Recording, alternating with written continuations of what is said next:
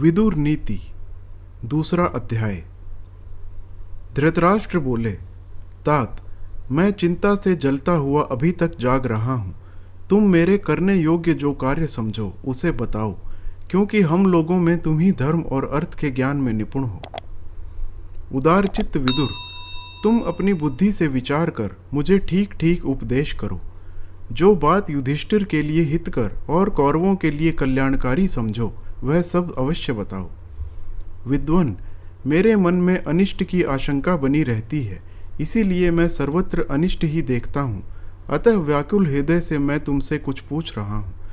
अजात शत्रु युधिष्ठिर क्या चाहते हैं, सो सब ठीक ठीक बताओ। विदुर जी ने कहा, मनुष्यों को चाहिए कि वह जिसकी पराजय नहीं चाहता उसको बिना पूछे भी कल्याण करने वाली या अनिष्ट करने वाली अच्छी अथवा बुरी जो भी बात हो बता दे। इसीलिए राजन, जिससे समस्त कौरवों का हित हो वही बात आपसे कहूँगा। मैं जो कल्याणकारी एवं धर्मयुक्त वचन कह रहा हूँ उन्हें आप ध्यान देकर सुने। भारत, असत उपायों जुआ आदि का प्रयोग करके जो कपटपूर्ण कार्य सिद्ध होते हैं उनमें आप मन मत लगाइए। इसी प्रकार अच्छे उपायों का उपयोग करके सावधानी के साथ किया गया कोई कर्म यदि सफल न हो तो बुद्धिमान पुरुष को उसके लिए मन में ग्लानि नहीं करनी चाहिए। किसी प्रयोजन से किए गए कर्मों में पहले प्रयोजन को समझ लेना चाहिए। खूब सोच विचार कर काम करना चाहिए। जल्दबाजी से किसी काम का आरंभ नहीं करना चाहिए। धीर मनुष्य को उचित है कि पहले कर्मों के प्रयोजन, परिणाम तथा अपनी उन्नति का विचार करके फिर काम आरंभ करे या ना करे। जो राजा स्थिति, लाभ, हानि, खजाना, देश तथा दंड आदि की मात्रा को नहीं जानता वह राज्य पर स्थित नहीं रह सकता। जो इनके प्रमाणों को ठीक ठीक जानता है तथा धर्म और अर्थ के ज्ञान में दत्त चित्त रहता है वह राज्य को प्राप्त करता है। अब तो राज्य प्राप्त हो ही गया ऐसा समझकर अनुचित बर्ताव नहीं करना चाहिए। उद्दंडता संपत्ति को उसी प्रकार नष्ट कर देती है जैसे सुंदर रूप को बुढ़ापा। मछली बढ़िया चारे से ढकी हुई लोहे की कांटी के लोभ में पड़कर निगल जाती है, उससे होने वाले परिणाम पर विचार नहीं करती। अतः अपनी उन्नति चाहने वाले पुरुष को वही वस्तु खानी चाहिए जो खाने योग्य हो या खाई जा सके, खाने पर पच सके और पच जाने पर हितकारी हो। जो पेड़ से कच्चे फलों को तोड़ता है वह उन फलों से रस तो पाता नहीं, उल्टे उस वृक्ष के बीज का नाश होता है। परंतु जो समय पर पके हुए फल को ग्रहण करता है वह फल से रस पाता है और उस बीज से पुनः फल प्राप्त करता है। जैसे भंवरा फूलों की रक्षा करता हुआ उनके मधु का आस्वादन करता है, उसी प्रकार राजा भी प्रजाजनों को कष्ट दिए बिना ही उनसे धन ले। जैसे माली बगीचे में एक एक फूल तोड़ता है, उसकी जड़ नहीं काटता, उसी प्रकार राजा प्रजा की रक्षा पूर्वक उनसे कर ले। कोयला बनाने वाले की तरह जड़ नहीं काटनी चाहिए। इसे करने से मेरा क्या लाभ होगा और न करने से क्या हानि होगी, इस प्रकार कर्मों के विषय में भली भांति विचार करके फिर मनुष्य करे या ना करे। कुछ ऐसे व्यर्थ कार्य हैं जो नित्य अप्राप्त होने के कारण आरंभ करने योग्य नहीं होते, क्योंकि उनके लिए किया हुआ पुरुषार्थ भी व्यर्थ हो जाता है। जिसकी प्रसन्नता का कोई फल नहीं और क्रोध भी व्यर्थ है, उसको प्रजा स्वामी बनाना नहीं चाहती, जैसे स्त्री नपुंसक को पति नहीं बनाना चाहती। जिनका मूल साधन छोटा और फल महान हो, बुद्धिमान पुरुष उनको शीघ्र ही आरंभ कर देता है, वैसे कामों में वह विघ्न नहीं आने देता। जो राजा मानो आंखों से पी जाएगा, इस प्रकार प्रेम के साथ कोमल दृष्टि से देखता है, वह चुपचाप बैठा रहे तो भी प्रजा उससे अनुराग रखती है। राजा वृक्ष की भांति अच्छी तरह फूलने पर भी फल से खाली रहे, यदि फल से युक्त हो तो भी जिस पर चढ़ा ना जा सके ऐसा पहुँच के बाहर होकर रहे। कम शक्ति वाला होने पर भी शक्ति संपन्न की भांति अपने को प्रकट करे, ऐसा करने से वह नष्ट नहीं होता। जो राजा नेत्र, मन, वाणी और कर्म इन चारों से प्रजा को प्रसन्न करता है, उसी से प्रजा प्रसन्न रहती है। जैसे व्याध से हरिण भयभीत होता है, उसी प्रकार जिससे समस्त प्राणी डरते हैं, वह समुद्र पर्यंत पृथ्वी का राज्य पाकर भी प्रजाजनों के द्वारा त्याग दिया जाता है। अन्याय में स्थित हुआ राजा बाप दादों का राज्य पाकर भी अपने ही कर्मों से उसे इस तरह भ्रष्ट कर देता है, जैसे हवा बादल को छिन्न भिन्न कर देती है।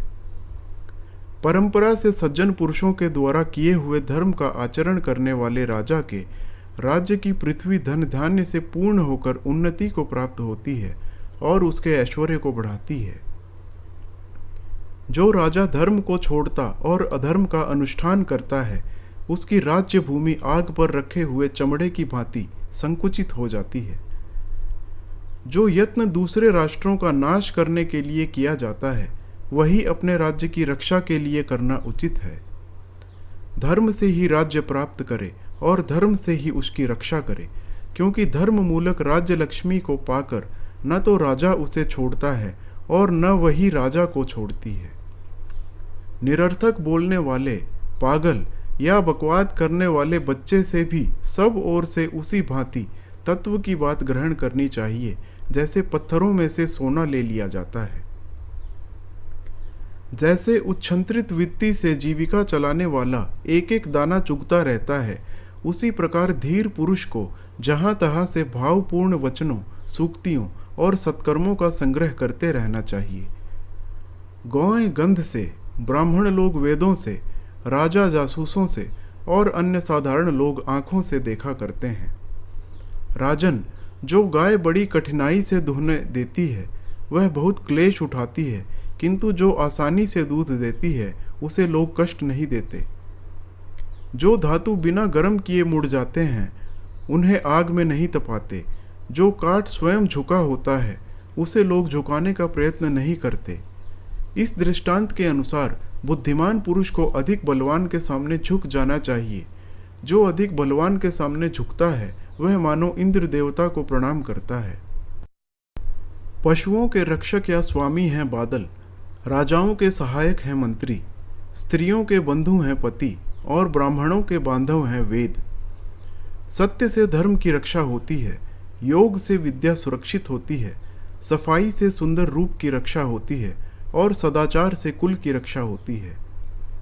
तौलने से नाज की रक्षा होती है, फेरने से घोड़े सुरक्षित रहते हैं, बारंबार देखभाल करने से गौओं की तथा मैले वस्त्र से स्त्रियों की रक्षा होती है।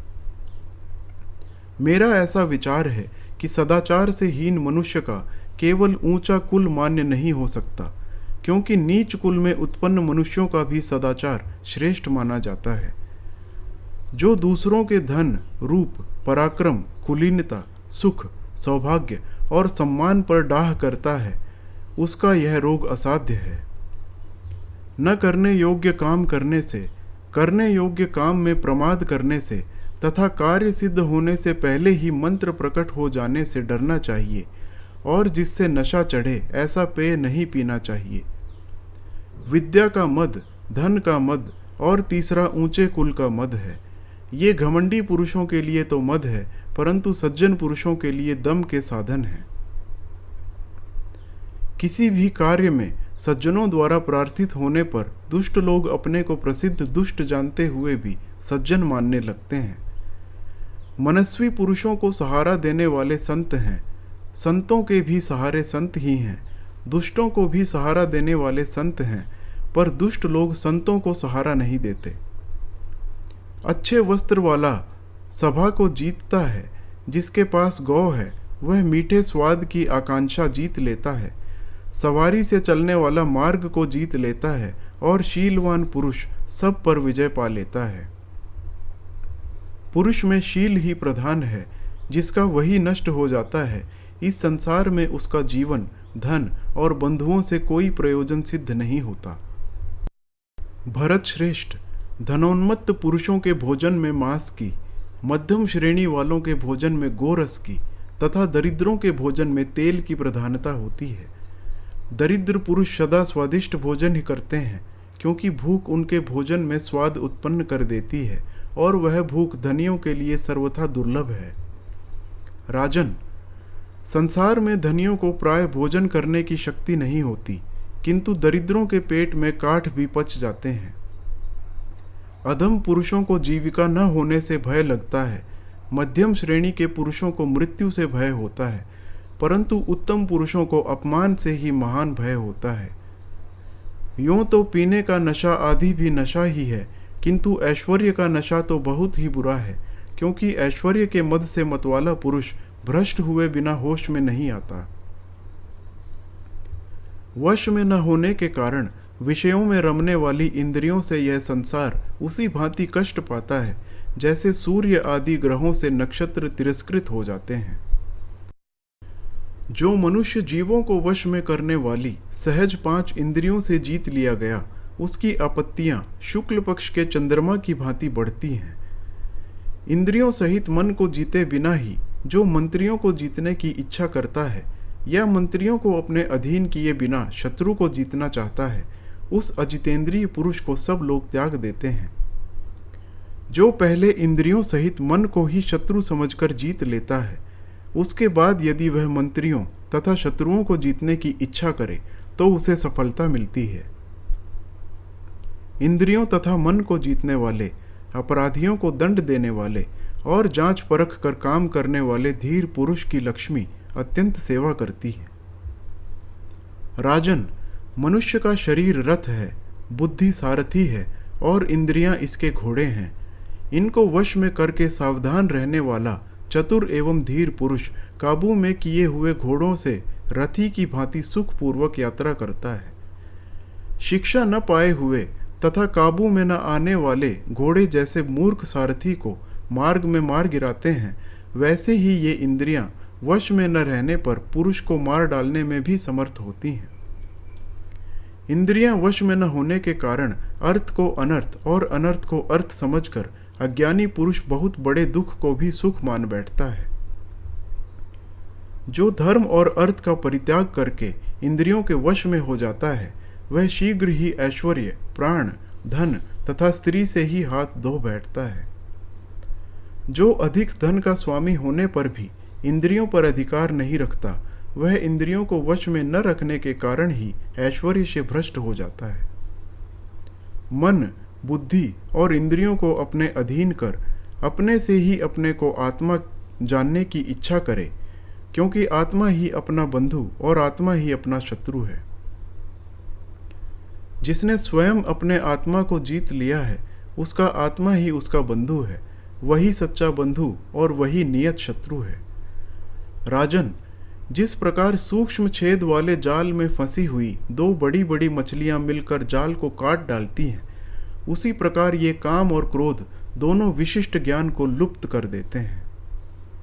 जो इस जगत में धर्म तथा अर्थ का विचार करके विजय साधन सामग्री का संग्रह करता है, वही उस सामग्री से युक्त होने के कारण सदा सुखपूर्वक समृद्धशाली होता रहता है। जो चित्त के विकारभूत 5 इंद्रिय रूपी भीतरी शत्रुओं को जीते बिना ही दूसरे शत्रुओं को जीतना चाहता है, उसे शत्रु पराजित कर देते हैं। इंद्रियों पर अधिकार न होने के कारण बड़े बड़े साधु भी अपने कर्मों से तथा राजा लोग राज्य के भोग विलासों से बंधे रहते हैं। पापाचारी दुष्टों का त्याग न करके उनके साथ मिले रहने से निरपराध सज्जनों को भी उनके समान ही दंड प्राप्त होता है। जैसे सूखी लकड़ी में मिल जाने से गीली लकड़ी भी जल जाती है, इसीलिए दुष्ट पुरुषों के साथ कभी मेल न करे। जो 5 विषयों की ओर दौड़ने वाले अपने 5 इंद्रिय रूपी शत्रुओं को मोह के कारण वश में नहीं करता, उस मनुष्य को विपत्ति ग्रस लेती है। गुणों में दोष न देखना, सरलता, पवित्रता, संतोष, प्रिय वचन बोलना, इंद्रिय दमन, सत्य भाषण तथा अचंचलता, ये गुण दुरात्मा पुरुषों में नहीं होते। भारत, आत्मज्ञान, अक्रोध, सहनशीलता, धर्मपरायणता, वचन की रक्षा तथा दान, ये गुण अधम पुरुषों में नहीं होते। मूर्ख मनुष्य विद्वानों को गाली और निंदा से कष्ट पहुंचाते हैं। गाली देने वाला पाप का भागी होता है और क्षमा करने वाला पाप से मुक्त हो जाता है। दुष्ट पुरुषों का बल है हिंसा, राजाओं का बल है दंड देना, स्त्रियों का बल है सेवा और गुणवानों का बल है क्षमा। राजन, वाणी का पूर्ण संयम तो बहुत कठिन माना ही गया है, परंतु विशेष अर्थयुक्त और चमत्कार पूर्ण वाणी भी अधिक नहीं बोली जा सकती। मधुर शब्दों में कही हुई बात अनेक प्रकार से कल्याण करती है, किंतु वही यदि कटु शब्दों में कही जाए तो महान अनर्थ का कारण बन जाती है। बाणों से बींधा हुआ तथा फरसे से काटा हुआ वन भी पनप जाता है, किंतु कटु वचन कहकर वाणी से किया हुआ भयानक घाव नहीं भरता। करणी, नालीक और नाराज नामक बाणों को शरीर से निकाल सकते हैं, परंतु कटु वचन रूपी कांटा निकाला नहीं जा सकता, क्योंकि वह हृदय के भीतर धंस जाता है। वचन रूपी बाण मुख से निकलकर दूसरों के मर्म पर ही चोट करते हैं। उनसे आहत मनुष्य रात दिन घुला रहता है, अतः विद्वान पुरुष दूसरों पर उनका प्रयोग न करे। देवता लोग जिसे पराजय देते हैं उसकी बुद्धि को पहले ही हर लेते हैं, इससे वह नीच कर्मों पर ही अधिक दृष्टि रखता है। विनाशकाल उपस्थित होने पर बुद्धि मलिन हो जाती है, फिर तो न्याय के समान प्रतीत होने वाला अन्याय हृदय से बाहर नहीं निकलता। भरत श्रेष्ठ, आपके पुत्रों की वह बुद्धि पांडवों के प्रति विरोध से व्याप्त हो गई है, आप इन्हें नहीं पहचान रहे हैं। महाराज धृतराष्ट्र, जो राज लक्षणों से संपन्न होने के कारण त्रिभुवन का भी राजा हो सकता है, वह आपका आज्ञाकारी युधिष्ठिर ही इस पृथ्वी का शासक होने योग्य है। वह धर्म तथा अर्थ के तत्व को जानने वाला, तेज और बुद्धि से युक्त, पूर्ण सौभाग्यशाली और आपके सभी पुत्रों से बढ़ चढ़कर है। राजेंद्र, धर्मधारियों में श्रेष्ठ युधिष्ठिर दया, सौम्य भाव तथा आपके प्रति गौरव बुद्धि के कारण बहुत कष्ट सह रहा है।